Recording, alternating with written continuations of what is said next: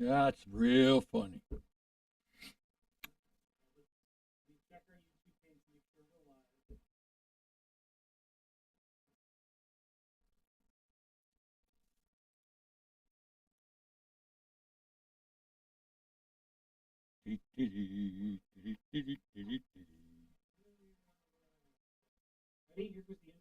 Now, can you have both of these pictures?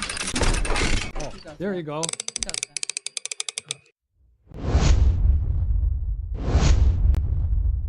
I love you. Look at that woman on there. I got the hots for her.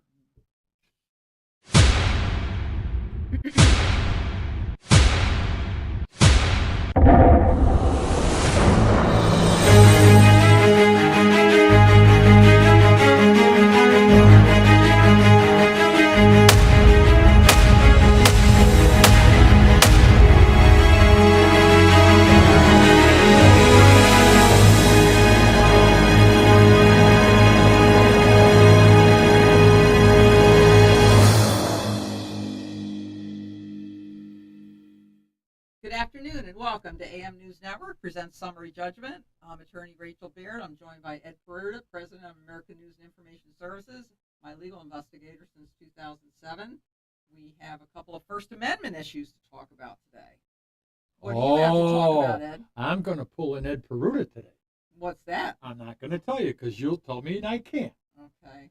Okay? Now, you may be wondering I'm why going to Ed get has this blanket She doesn't on. pay a heating bill. I do pay It's the cold heating in bill. here. Okay, I'm getting a cold shoulder from everybody, even from some guy at the Capitol gave me cold shoulder last night. So I'm just as an aside, I'm doing some work on building a residential care home in Connecticut, and so I had to look at some of the regulations. And by the way, but anyway, it's a zoning issue. I had to look at some of the regulations, and you know, in Connecticut, that one rule is residential care homes have to be kept at 71 degrees or more at all times. Now, this is not a residential care home, okay? But it looks like you're trying to make it one because it is so hot in here. You know, cheer number 3 yesterday, I won't say all of it, don't worry, cheer number 3, but his face was red. He was flushed yesterday. All right, let me tell you what happened. And really, it should be somebody other than me that tells the story. But I'm gonna. No. You're gonna keep your mouth shut. Okay. Yeah, your story. I'm the reporter. Okay. So here's the way this works. Matt Cannon, right? Is it Karen or Cannon? I can never get it. Karen, like Karen. I do like Matt Cannon though. It has a certain ring to it. Yeah. So, Matt. I can't stand it. Is associated with American News. He has his own media outfit. Is he? He has his own media organization. I think in your mind he is. He has his own media organization, but he does stuff with and for American News. He was at the Capitol yesterday, I believe, for one of his clients. It was the LOB, right? LOB. Legislative Office Building. And there was a news conference. It's up on CTN. And what happened was they were in the hearing room, and the reporters were standing in the center, and Matt was kind of back in the back, and they were talking at the podium, and all of a sudden Matt asks a question. Now he's there on behalf of his client. He's asking questions on behalf of the client. Good for you, Matt. And they were tough, hard-hitting questions, and some guy named Kevin Coughlin comes up to him, whispers in his ear, taps him, you know, like this. So I'm going to just say, Matt, you're the third chair here. You're not on camera, but I want you just to... I think he is on camera. I just want you to tell them just what he said to you. Go ahead. All right. So I am on camera now. So I'm in a hearing room, as Ed said, on behalf of one of my clients who's supporting a bill on education. So I used to be a reporter at Fox 61 for like 8 years. I've been in journalism for 20 years. That's my background. So I'm a member of the news media. I ask questions. That's my job. Since I've left the corporate news media, as Ed said, I've started my own independent media company. I got a studio. We're broadcasting out of it right now. So anyway, I'm at the Capitol yesterday. I ask a question on behalf of one of my clients. Kevin Coughlin, who is the communications director for the Senate Democrats, leans into my face, touches my shoulder, and says, "Matt, what are you doing? You're not a member of the media anymore. You can't ask questions." I looked at him and I said, "Are you kidding me? You mean to tell me just because I'm not a member of the corporate mainstream media, I don't have the right to ask questions anymore?" I said, "Do you support the First Amendment?" He goes, "You know what I'm talking about." I said, "Actually, I don't know what you're talking about." He goes, "I'm done with you. You're a joke." So that's basically what happened. Now, after this interaction, I went up to the leader of the Senate Democrats and I said to that legislator, "Did you see that interaction? Your guy just told me that I couldn't ask questions." And he said, "I didn't have a problem with you asking questions." Give his name. Well, it's Bob Duff. He's the Okay. No, he's the the reason I leader say of the, that yeah. is he supported He supported me. and didn't criticize He said, what you did. so he said, "I'll have a conversation with Kevin." So, I wrote a strongly worded email to the legislators, to Kevin, and I said, "Listen, I am a member of the media. I own my own communications company. And even if I didn't, it still wouldn't matter because the Constitution of the United States of America gives press protections not to institutions, but to individuals. To individuals." And so I'm sure Ed and Rachel have some remarks. I'll hand it over to them. Oh. Well, let me just Now, find. No, was that a double screen or just you? Okay, well, I wait. I was a witness. I was a witness when Matt returned from the LOB. I was here at the office, yeah. and he was hot.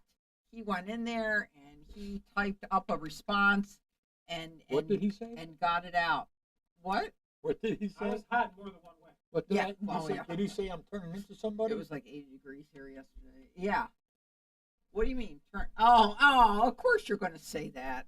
No, I'm not going All to right. say that. So I called Matt and I asked him what happened. Because I couldn't keep Now, it quiet. I told you.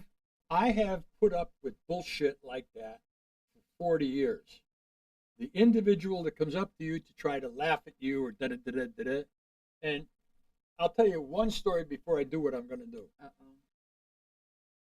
What was the vote on? Lieutenant of Detectives Oh no. says, "I'm going to have you fired." And he takes my credentials and the phone numbers on there, He says, "I'm going to call your boss right now. I'm going to get you fired." I said, "Go ahead." So he calls the number. My cell phone rings. I pick it up. I said, "Ed Peruta, President of American News and Information Services. What can I do for you?" And so he says, you what? I said, "Have a nice day. We'll talk about it at the station." Now, what I intend to do, and I'm trying to find this right now. Was that in San Diego?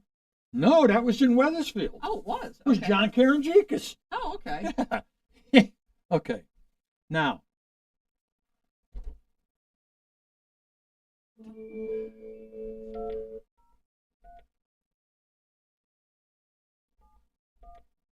Ed's making a phone call. We don't know to whom.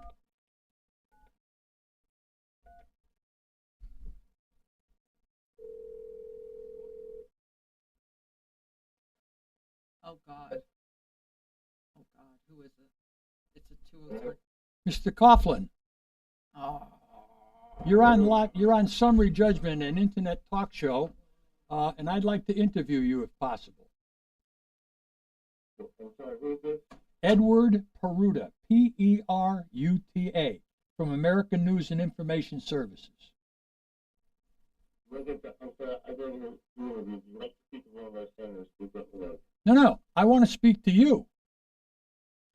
Because it's my understanding that you caused a commotion or at least interfered with the media doing their job yesterday during a news conference. Okay, okay. What, you don't want to talk? Okay, so now I've given him a chance to speak his piece. But all I'm going to tell you is this: Mr. Coughlin has a position, a paid position, I would assume, at the state capitol in Connecticut. Mr. Coughlin doesn't want to talk to me about it. So what I'm going to do is I'm going to give you his phone number. 203 710 0193. Now, call him up. Tell him you're the media. Tell him you want to interview him. But I've been doing this since the 1973. So how long is that? Okay, 50 years, almost 50 years. I'm an old fart, but I still haven't lost the vim and vigor to defend my right and other people's right to speak and report the news. Now, today, when you watch brick and mortar news conferences, you'll see a whole bunch of reporters with their cell phones up, at a news conference. Because it used to be the media would give every reporter a cameraman to go with them. Or if it was a paper, they'd give them a photographer to go with them so that you'd have all the information. That didn't happen, and that doesn't happen anymore. What they do is they hire young kids, college kids, probably got a degree in journalism. They give him a camera, a microphone, and he goes by himself. What's that all about? Because we don't really get news, but I'm going to say it again. His name is Kevin Coughlin, 203 710 0193. Now, you may not be watching this live today. You may be watching it on tape tomorrow, but I'm asking the people who subscribe to Summary Judgment to pick up the phone, call that number, and explain to this man who's getting paid to know about the media, explain to him what the media is. The media is us. There is more information that travels across the kitchen tables of America than every news media in the country. And it's relative when you're talking about it at your kitchen table. I just had my son up from Florida. Never did I think that I would be impressed with his opinions on a bunch of different topics. But I got to tell you, if I had my way, my son would be sitting right there, and because he's got, and we're not always on the same page on the topic, but still, I'm telling you that Matt Caron should never have been interfered with while he was asking a question and interacting with the chair or the podium. Never should have happened, but it did. That man should be mopping floors at Costco. That's what he should do. He should go get a job mopping floors someplace else, because he sure as hell isn't a proper media rep for the Senate. Very bad. Okay, I've said it. Is Rachel coming back in? Which camera am I on? Am I on that camera? Okay. I think that when people diss you, when people criticize you, when people intimidate or try to intimidate you or embarrass you in front of other members of your craft, that's bad. It's not good. So I'm just sitting here saying to myself, okay, here we go. Now, you can call into this show when it's live, 860-249-1776. I've never had this much technology in front of me when I used to do it on public access. I got to get back to some of the good stuff. But Kevin Coughlin, I'm going to say his name, Kevin Coughlin. I'm going to say it again, Kevin Coughlin. He needs to be put in his place. But what I want is for Kevin Coughlin to call Matt Karen and apologize for what he did and inform him that he will not do it again. That's what I want. Because after I tried to call him last night, he hung up on me, just like he hung up on me today. After he hung up on me last night, what he doesn't know is I contacted the Capitol Police Department. And I'm going to ask to speak to the chief of the Capitol Police Department. And I'm going to say somebody needs to go talk to this guy and tell him he needs to keep hands off the public, hands off the media, and hands off anybody that doesn't want to be touched. So, Rachel's back. Well, Ed, there's an old saying: is it better to ask permission or to apologize after the fact? And you certainly did not tell us that you would. I wasn't going to. I apologize. Yeah. I there you go. apologize. Because you know that Matt and I would not have agreed to that. So you doing that. Let me tell you something. And Ed and I have these conversations all the time about the way he goes about things. And I don't know what to say. What did my phone call accomplish? What did my phone call accomplish? Here's what I'll say. I'll choose my words very carefully, because I believe, as a journalist, words are important, and words Very matter. important. Words matter. I agree with what you said, the majority of it, not all of it. I would have gone about it differently. Yeah, I know you would. Yeah. Yep. To put it in a way that people can understand, Ed is Operation Midnight Fury, or whatever they call the war in Iran, right? Like just bombs blasting, boom, boom, collateral damage. And I am more Operation Stealth, pinpoint, so accomplishing the same goal, but going about it in different ways. But the point still stands that what happened yesterday at the Capitol was inappropriate. Not only was it inappropriate, but it was unprofessional. I believe unethical. I believe that it was embarrassing to me. In front of your craft members. In front of my colleagues. Your clients, legislators who know me, and I have good relationships with from my days in the corporate media.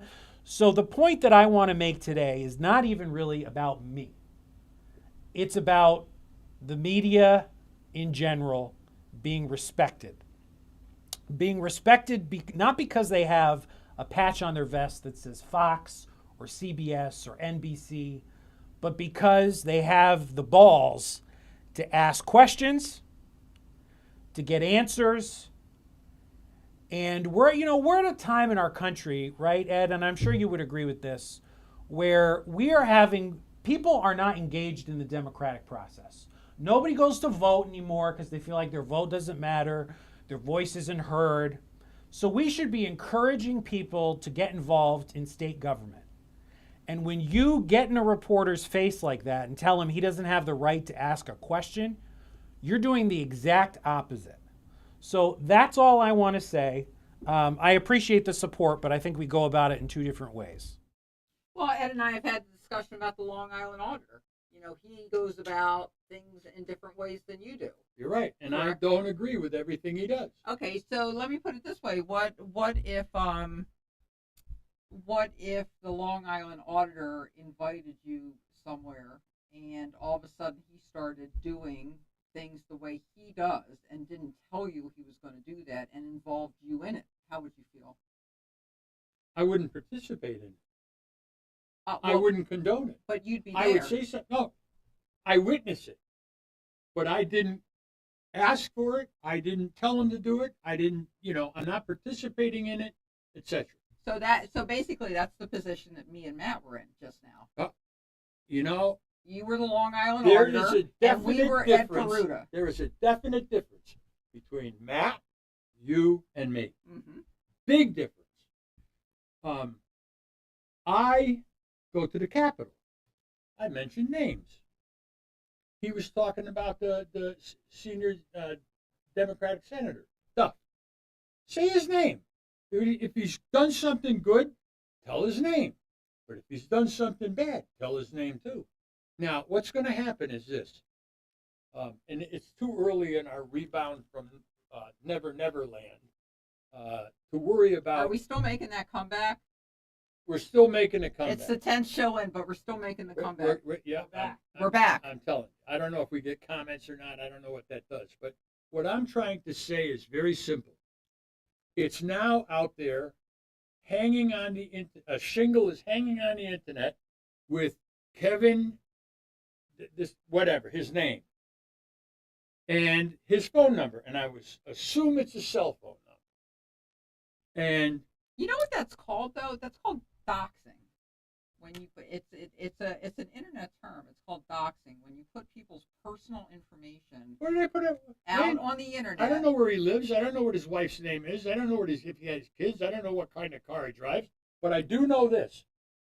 He got in the face of another human being who was doing his job Mm-hmm. and interfered with the collection of information. Why did he do it? I would ask him, please explain to the public how Matt Caron is not the media. Prove it to me that he's not the media. Now, I've had federal courts recognize American News. I've had state judges recognize American News.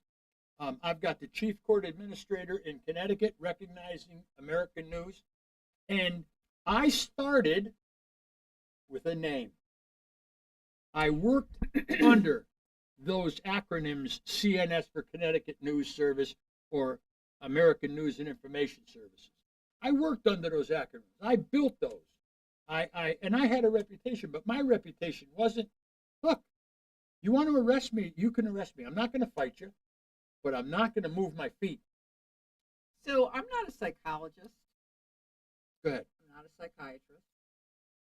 But I am going to venture an opinion here. I believe that when you learned about what happened to Matt yesterday, that your 30, 35, 40-year experience in being questioned about your business, being questioned about your credentials, being questioned about being the media, kind of all came flooding back to you. Oh, And- absolutely. And you almost took it personally, what happened to I Matt did take yesterday. it personally. Look, anchors on TV know each other. Reporters in a media organization, Channel 3, Channel 8, Channel 30, Channel 61, whoever, they know each other. They almost become a family of working together. Now, management can separate them, send them off to a reform school, send them off to the mortuary, do whatever they want with them, but it still is a family. Mm-hmm. And I consider another member of the media kind of, it's not family, but there's something about the connection. You want it, I want it, I enjoy it, you should enjoy it, but I'm not going to let some kid, and I call him a kid, I'm 77 years old, I've been doing this for 50 years. Matt Caron has formed a corporation. He does his clients well. He knows what to do, and he has actually in the trenches experience with Fox 61. Well, I can tell you some things. I mean, I watched this on CTN yesterday, and the way the room is set up, it's a circle. Like a horseshoe. Yeah, and the legislators sit there, and then you sit, at the open end of the horseshoe and you talk. So you could see individuals with big cameras in the middle. I think they even call it a well, but anyway, in the middle. And Matt was kind of on his own. He didn't have a big camera. He was standing there. Standing in the back. And I think that's kind of brave in and of itself. Oh, he was letting everybody else get what they needed because, but then he needed something. He needed to acquire information to give to his clients or to report back to his clients what the answer is. Well, let me say something here. In fact, you're absolutely right. And I waited in that news conference until the corporate media Was done. was done until I asked my question. That's right. I which noticed that. I didn't have to do that, but I did as a courtesy. So that's point number one. Point number two is I started the question in an extraordinarily complimentary way, literally thanking the legislators for recognizing the importance of this bill. I didn't have to do that either, but I did. Point number three is what I said in my question was special education funding is broken. And I can tell you that because I am a special needs dad. For all those of you who don't know, my son has autism, and he is beautiful, sweet, wonderful, and starting to learn words, and he's literally my best friend in this entire world. Don't let him And- around me. He'll learn the wrong words. 4-letter words only around Ed. And I would do anything and say anything on behalf of my son. I am his voice. I advocate for him. So when I have a question in front of legislators about special education, I'm asking as a dad, as an advocate, as a tax-paying citizen, as a member of the media, all of those capacities. And this guy who came up to me, who's also a father, and I won't talk about that, you know, his personal life can stay his. I would never do that, but I know he's a father. And so for him to hear me asking my question and not recognize the humanity in it, and the sincerity in which it was asked was very, very disappointing to me.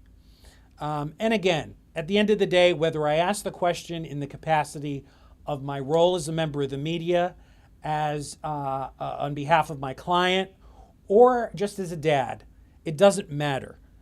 They're public officials. It's a public building. I have the right to question my government, to redress my grievances to my government. Absolutely. And ask questions. And I just want to say one thing. Let's get off this topic for a minute because Ed actually said something to me yesterday that is a great point. At the state capitol, there are parking spaces. And when I was at Fox 61, we had a space that said Fox 61. There's a nameplate on the space. You can park there. CBS, NBC, all the corporate media has a spot. How come American News doesn't have a spot? How come Karen Communications doesn't have a spot? Why are we lesser than? So, Okay, I'm going to respond to that. This is how I'll respond to that.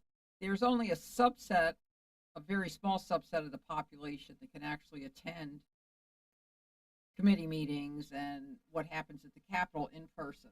Now, they can watch it on CTN. Things are live streamed. So let's set that aside for a minute because we're talking about traditionally why are these corporate media, legacy media, mainstream media treated differently. And I would say that's because if you give a parking place to Fox 61, they're going to take the information and they have a big distribution that they can send out that information to. If you give it to a journalist who is in a company that he or she solely operates, then you give that same parking place to that person, and the information that person collects isn't going to go out to as wide a population. So You're small. You're small. that's how I would, if I were defending it, that's how I would defend it. That's how you would defend it? That's how I would defend it, yeah. Well, I would go like this. We don't know how many people we speak to. I know that this can go around the world. They can watch this in Al Jazeera. As they can. They can Fox. watch this in Thailand. We had people call, somebody calls from London. We don't know who we're talking to, but we seem to understand who we're talking for. There are a lot of people out there that are frustrated, that have questions, that want to have answers, and they can't get them. Do you think he's the only special ed dad? Do you think that he's the only special dad parent? There's other people with special need kids, and he's asking a question. They may be sitting and saying, gee, I was thinking the same thing. That's happened a lot to me. When I open my mouth about how I feel about something, a lot of people feel the same way. Or maybe, you know what? Maybe nobody should get a special parking place. I had said yesterday to Matt, if you can't accommodate all of the media, Yes. then nobody should get a spot. Now, I do understand when you have a live truck, okay, Uh-huh. you back it up, and they probably got the hookups right there at the Capitol where they can take it from inside to bring it to outside, and they got a master control room Well, in then the it's truck. first come, first serve, right? First come, first If serve. you bought a truck like that, and knew how to hook it up, and you got there first, why wouldn't you be able to do it? But what I'm trying to You say, could have media spots that are non-designated and first come, first serve. just for says media. Right. You could do that too. And I'll tell you, I think that may be my goal, is to say, take those names down and just put media. You want to put media, or just take them down together. Let the public have them. Mhm. You know, find a place to park. Well, if you make a space that says media, anybody is Anybody. going to park there, Anybody. and anybody could park What there. do you do about this? Let's assume that I take my handicap sticker, and I've got a car with a marker plate CT.news. And I go up to the Capitol and says, could you please give me an accommodation of a parking space close to the front door so I don't have to walk up the hill or across roads or 500,000 yards to get here? Could you please do that for me? Think about it. Think about it. Well, if you go into the Capitol, on the third floor, there is a press office. I know. And I've been in there before. It's I like have you're too. in a time warp back to the 70s. Just old newspapers hanging all over the wall. The place is a tinderbox. Anyway, the point is, it's there. There's desks everywhere. All of the major newspapers in Connecticut have little spaces there where they can work out of. But again, we're just talking about corporate traditional media outlets. Connecticut needs to get with the times because people are turning off the television. That's why you're all watching on YouTube right now. You're watching us streaming on all these social media sites because that's how people get their information nowadays. Rachel doesn't even have cable, and that's not a unique situation. So The internet is a great thing. Yeah. I just- So I agree with what Matt said, obviously, and I was thinking, well, maybe all the parking places could be marked media, but then, Well- then not everybody wants to be the media Well, or act as Hold the on. media. can't talk. No, you can't. Can't talk right now. Can't talk right now. I can say that to my wife. So last week, we discussed some First Amendment issues. That's what I led the show with. Matt had keyed us in on the fact that if you go to a town council meeting, a local meeting, and there's a rule that only residents of the town can participate in public comment, that may violate the First Amendment. And I hadn't really thought of it that way. I thought, well, that makes sense because it's a local issue, and these are the taxpayers, these are the officials they elected. So why would they not be able to limit public comment to just taxpayers? But then I did some research, and I'm sure to a lot of you out there, like Gary Nance, this is obvious. But that certainly can violate the First Amendment to limit public comment to just taxpayers. I mean, there is case law that says you really shouldn't do it at all. But then there are cases that say, well, if you're going to do it, whatever you do, make it content neutral. Don't exclude somebody based on their viewpoint. And I drafted up a notice of intent to sue on American News' behalf, the town council, for not letting you speak. And if we can go back to what you were talking about, the communications director that approached Matt the other day, you know what? It's all in how you do it and how you act. And that town council in Enfield, the smart comment that the mayor said to you, go watch it on YouTube. And, we gave the example what if you're at a press conference with President Trump and they don't let you in, and the person says, well, you can watch it on the news tonight instead of being here. I mean, that just highlights the idiocy of what was said. And it's all in, I mean, I'm sure if this Kevin, if that's what he thought about Matt, he should have waited till it was over. He should have waited till Matt exited. He could have approached Matt and said, hey, are you a member of the media? Are you still employed? And Matt would have been able to dialogue with him and say, well, I left, but I'm still a member of the media, and that's why I'm entitled to do this and that. It wouldn't have been such a confrontational, embarrassing public moment. And so a lot of it's in how you approach and do things. Even if you're wrong, you don't have to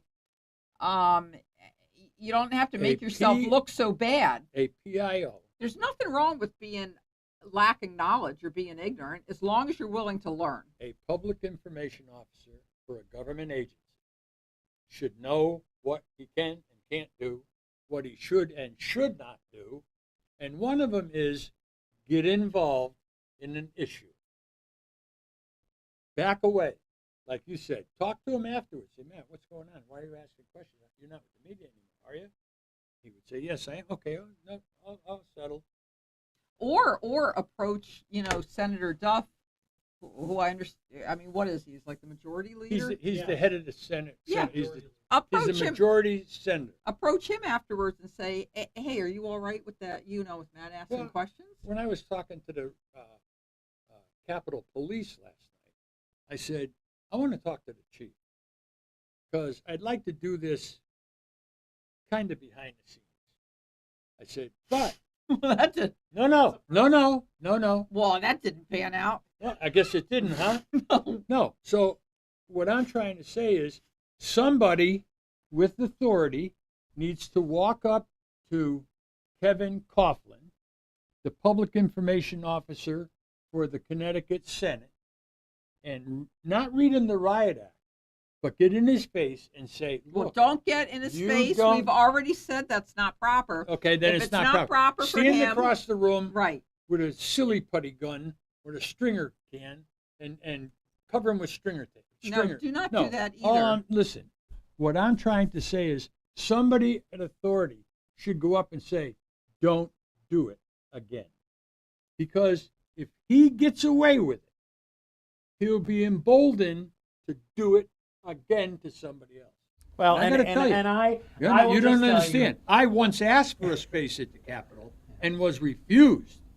Yeah. Now, they didn't say I wasn't media. They said there's only so many slots. In terms of when you say don't do it again, I wrote an email because I felt compelled after the incident yesterday to address this incident. And what I said in the email was a lot of what I said today. But I ended the email by saying I believed in second chances. I believe in the opportunity to learn through experience. And all I asked in return was a reply, a genuine reply to my email. As of right now, I have not received one. I will wait probably 24 to 48 more hours to see if someone has the courtesy. And by the way, I was told in person that this issue would be addressed with Kevin. I trust that the leadership of the Senate Democratic Caucus will address it. I wish that they would have the decency to either apologize to me or at least write me an email back explaining their position. I would very much appreciate that. A dialogue, I think, is important, especially in politics, right? So that's what I would say. And if they don't write me back, I'll have to make a decision. And there is an avenue for oversight. It's the Office of State Ethics. They are the independent agency that oversees conduct of state employees. So I'll have to make a decision. And, at this point, when you send an email to a government official, it becomes a matter of public record. So if you want to see what I said, just put in a FOIA request. You can get the email. I think Ed's and I don't mean interference in in a bad way. Interjection into the issue may have affected whether Matt's going to get a response or not. In other words, we don't know if Ed had left this issue alone whether Matt would have gotten a response. I think it's not likely he's going to get a response now that it's kind of blown up a little bit through Ed. I guess it hasn't blown up. Nobody's saying anything. Well, we don't really know. We don't really. I gave him my phone number. He could have called me back and said, let's talk about it. Well, that's true. Okay, but he didn't. But what I'm trying to say is this, is that if you're going to work in a job, know your job. Mm-hmm. The job is to make sure the people under you know what your job is, because you have to know what their job is.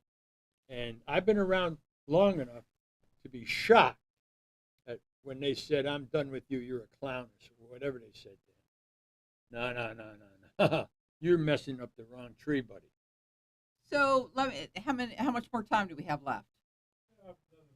There's a time. There was a timer up on there. That timer's not working Nah, up I there. know. We've been on for about half an hour. Okay, so let me switch to the legislative session the legislature is in session now, I should say. Yep. And every day if you sign up, you can get a list of bills that are going to be discussed at committee meetings. And I had signed up to give testimony yesterday before the General Law Committee over at the legislature, and I was 97th on the list. And the last I checked, it was about 3:45 in the afternoon, and number 47 was testifying. Now, I don't know if they go all night or not on that, but I have dogs to feed. I just couldn't get over there after a certain time. But what I was going to testify about is a bill, and I'll still put in written testimony, to create a task force to oversee or to examine the operations of the Department of Consumer Protection. And I think that's a good idea. Most of the time when I hear the word task force, you think, oh, what is that? It's like a blue ribbon commission or something. What do they actually do? Well, this is what I would do if I was on the task force. I have been sort of a one-person task force, as far as I know, in trying to figure out how to track how many complaints the Department of Consumer Protection receives, how many are open, how many are closed, what time does it take to investigate them. And it has been nearly impossible to try to figure that out. How many empty desks are there in the building they occupy? Well, see, people can work from home, though, just as well. I'm going to tell you, I have attempted to call the contact numbers published on the internet to contact certain people in state government. Mm-hmm. Nobody answers the phone. Well, people answer email a lot better. Or, like you get a customer service rep that lives wherever, India, Guatemala, Mexico City, and you ask, could I speak to your supervisor, please? They have to send an email to the person you want to talk to tell them it's something, and then they have to explain everything. Sitting there for half an hour waiting for the supervisor. I believe that the fire was hot, the fuel was available, and I want people to know that the public can hold you accountable. What's the fire and the fuel? What? In other words, all of the elements for a controversy were there the minute Kevin Coughlin started to walk towards Matt. In other words, there's gasoline all over the place, and he's walking over playing with matches. Operation is light Matt up. It's Okay. just not fair. Well, back to my task force. A task force of one. So you make a request on the FOI portal. I feel like my subject's so boring now, but you make an FOI request on the portal for closed cases and open cases, and they say, well, the open cases are not subject to FOI because they're open. And I'm like, well, I just want the case numbers. And they said no, but then I talked to Jason Cohen, and he agreed with me. He's the director of complaints or something over there, that just the open case numbers are FOIable.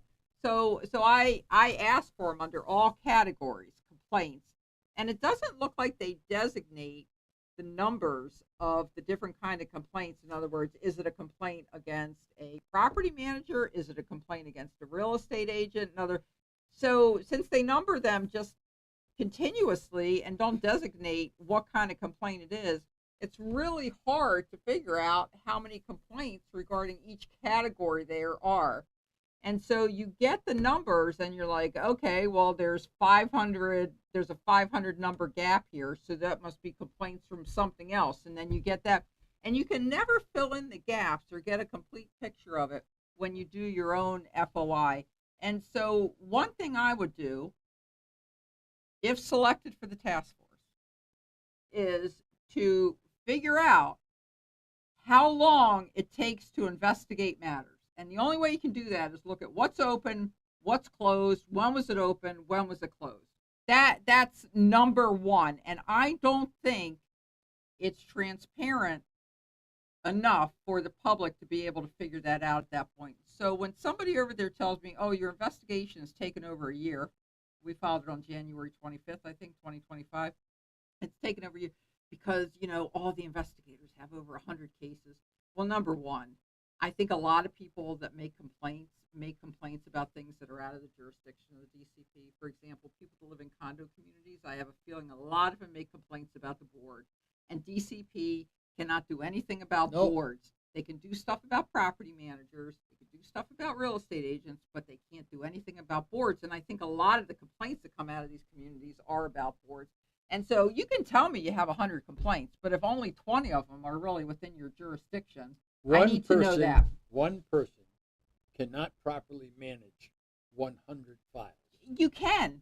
If 80 of them aren't within your jurisdiction, you read, the board won't. I agree. The board won't do this. Okay, case closed. Not within our jurisdiction. I think. People go to the Board of Firearms to try and get their firearms back, and they go, or get their permit. And I was going to say, you're a convicted felon. We can't hear your case. Goodbye. It takes 2 seconds. Goodbye. Right. Our investigation shows that you didn't list your felony conviction, and by not mentioning the conviction, we can't hear your appeal. Goodbye. Or you go to a criminal courthouse. The Part B, the less serious cases, you could call them. Well, a lot of those people are going to get a diversionary program. A lot of their cases are going to be declined to prosecute. You see a lot of people in the courtroom, but it's not like they're all going to trial. A lot of their cases are just going to resolve in 1 or 2 court appearances. So it's not in the numbers. It's in the work involved in the numbers. So that's what I would do the first thing on the task force. There has to be some type of oversight and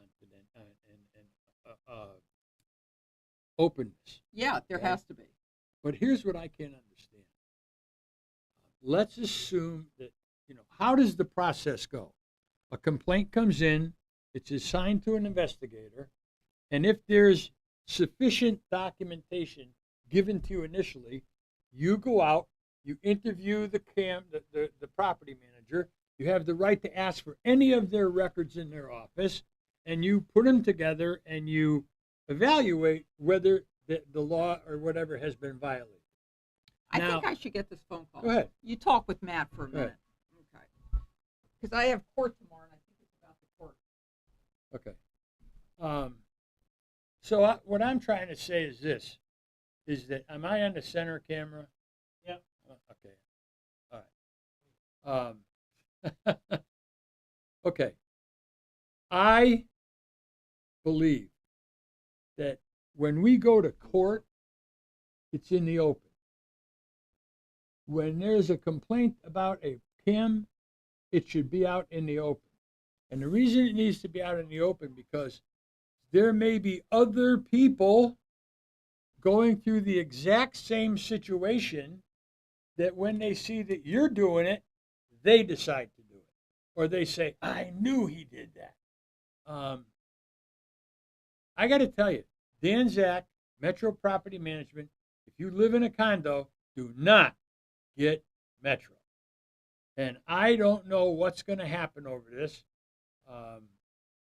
The state of Connecticut has an obligation to its citizens as a whole, not to a community association manager as an individual. And if he's screwing people, and he was screwing people, he may still be screwing people, but he was screwing us at Westage. I think that the public has the right to know every aspect of that. And I don't know why they're hiding it until there's a decision. Now, I'm going to take this opportunity because Rachel's not here. I need to explain to the people that watch the show. You're going to often see me wiping my nose or blowing my nose. And what happened was 9 years ago, I had a heart transplant. And I swear, God bless John Lowry, thank you very much. But I'm going to tell you right now, I think that my donor had a runny nose when he died. Because when they put his heart into my chest, my nose started running, and it hasn't stopped in 9 fucking years. So, you know, I like doing this. I like interacting with people, but I want to hear what's bothering other people, not just me. Because when I do things, I got a letter in the mail today. You know, somebody reporting something to me. That's the way it starts. If they know that you're not afraid to address it and deal with it, they won't contact you. You know, so we're just going to have to wait and see. Matt, do you want to come in and talk about the downfall of the media? Oh boy. How much time do we have? I don't know, however long you want to go. No. How much time do we have to make an hour? We can go another 15 minutes. Okay, come on.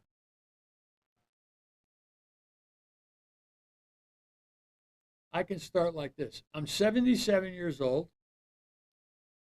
I've been involved with news since I delivered the Hartford Courant in the mornings and the Hartford Times in the afternoon. I used to read the news while I was delivering the newspapers. I went to Vietnam, and the newspapers were sent to me. I guess you could call the Courant, and they would come in a brown piece of paper, you know, and I was in combat, and I'd be getting newspapers, but it didn't get mail so often. Sometimes a pile of newspapers would come in like this. Right. But it kept me in line with what was happening in the world. We, doing this show, need to make sure that we're arguing in behalf of residents, citizens, taxpayers, mothers, fathers, sisters, brothers, neighbors, and friends. Yeah. Those are the people that we're sitting here. Right. There's a lot of special interests out there, right? Right. And there's a lot of money. And whenever money gets involved in politics, it gets corrupt. Whenever money gets involved in media, it gets corrupt. Which is why I'm a big proponent of nonprofit journalism. Because if you're a nonprofit, you're not beholden to anybody. You know, I worked for a couple organizations where if you had a sponsor and you sold them commercials, you automatically covered their events, so on and so forth. So the media should not allow themselves to be bought, right? They're bought. That's the problem with corporate media nowadays. And that is why people are turning the channel. It is why they are turning off their cable, cutting the cord, and tuning into programs like this. There's three classifications of people. There's the innocent people who haven't done a damn thing wrong. They're just going about their life, enjoying it, no bitching, no whatever. Then you got the next class, okay? Now the next class are the dirtbags. And the dirtbags are the people who come in making you think that they're not, but while they got their hands in your pocket, or their hands in your business, or their hands in your family, that's a different type of person. And I can't remember what the third one was now, but still, why can't we as parents involve ourselves in school activities and school counseling of our children? There's a law out there someplace, I can't remember what state it is, but they're challenging, and it's a constitutional amendment, maybe California, where don't you dare talk to my kids about transitioning from a female to a male or male to female without consulting the parents. Right. You don't keep it from the parents. But they say, "Oh, we're parent ad litem. We're the Yeah, parent I mean advocacy." that's an issue in every state. I know here in Connecticut, there's bills every year for whether or not a parent has the right to refuse a vaccine for their children, or whether they can allow their child to be homeschooled. So there's all kinds of issues like that come up, especially regarding education. But we were talking about the media. So yeah, I mean, But it is the media. The media is. There are so many places that you could learn information, valuable information, on the internet now. I don't know how I ever survived without Google. No, because you can ask a question that you're unsure of, or Chat GPT. I use it all the time now. You know, I ask it a question, I give them the facts. It's amazing. It's time. It's time. time for what? Time for you to tell your story. No. Okay, let's go back to the beginning. Oh God. Newspapers, newsrooms used to be full of reporters. Yeah. Everybody had their bailiwick. Everybody had their assignment area. Sure. And then all of a sudden they withdrew, they came back, they pulled back. And they pulled back so far they went inside out in the building. In other words, their head was up their ass. Because what do you want from the news media? Tell me, what do you want? Do you want the first story at 5 o'clock to be the national news? Well, they're No. going to do that at 6 and 6:30. So why do I have to do it at 5? This is why I got into local news, and I never had big network dreams. Okay, I could have gone. I had opportunities to make big money. Okay, and I turned it down in favor of staying in a state that I love, building a family that I love. Right, those are the things that are important to You me. love me too? Of course, I love you. Ed. We don't see eye to eye all the time, but I love you. And actually, one of the things I really do love about you is Ed fights for the little guy. You know, and you're not beholden to anybody. No. and, No. and Ed just says it like it is. And you know what? Some people love him, some people hate him. But the thing I like about Ed is he's a straight shooter, and you're always media- going to know where he stands. Matt, the media is no longer speaking or asking questions in behalf of their audience. They're no longer concentrating. They're more important. Let's get some ratings. Let's get this. Let's do that. I can't do this. I can't do that. When, you know something, there's a movie, I can't remember what it was, where Al Pacino says, "You're right. My client's guilty." You know, and he went off in a courtroom. And sometimes you need that. Local news should be a window into your backyard. Oh, I mean, at the end of the day, you want to know what's going on your street, in your neighborhood, in your state, right? So that's what local news should be if it's done right. So often you got a health watch segment or a national news segment or a, the whatever it may be, but it's filler. It's filler. It's prepackaged crap. they sit there all day long downloading stories from someplace else to put into their newscasts. And it has no value to the viewer. No. I can't tell you how many times I was assigned to do a story on, I don't know, when the gas prices fluctuated by 2 cents a gallon, just to have them go down 2 cents the Take next a video day. of the gas pump. Who with cares? with the numbers going, yeah. Who cares? We need hard-hitting, deep dive, meaningful, investigative journalism. Yeah, I want to know why there were 100 police cars, a SWAT team, and everything 2 streets over. I want to know about that. Absolutely. Absolutely. Okay. Go check the time. Yeah, we're about ready to go, huh? But at least she turned the heat up. She must have paid the heating bill while we were on the air. I know. And we got internet today, too, so it's a good I day. know. And the phone works, although it hasn't rang. Oh, that's okay. It'll eventually ring. Okay. Was I a good fill-in? Yeah. Okay. Bye. You got your shit out, didn't you? But what's going to happen with, wait a minute, what's his name again? Kevin Coughlin.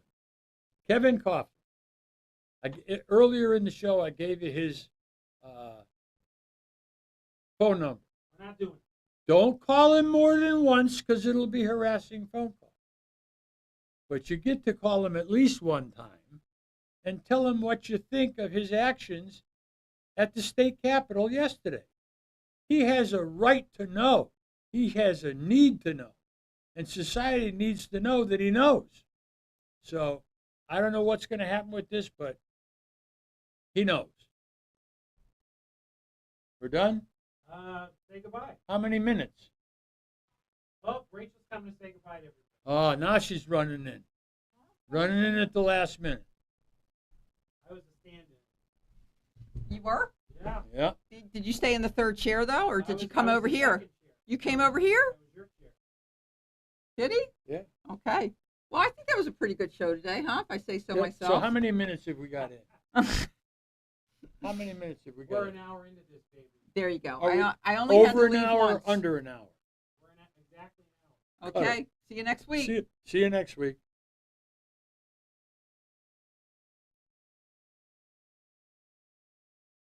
So when it's over here.